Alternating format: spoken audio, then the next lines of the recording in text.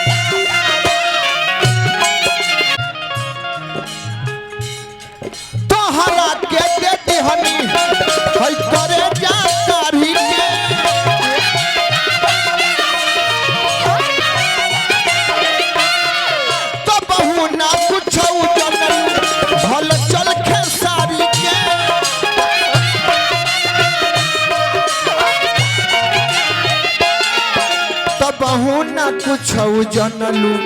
हल चल खेसारी के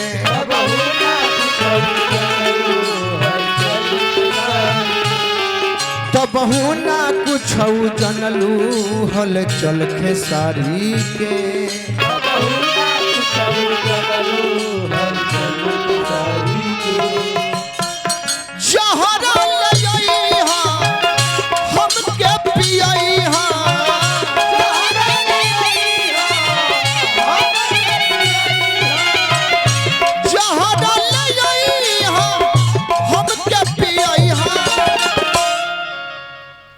हो ना हो कोनो ब्यासे जी के मंडली बुझाता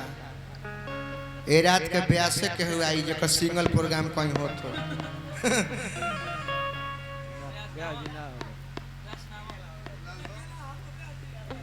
आई लो मुकेश सार हो बारे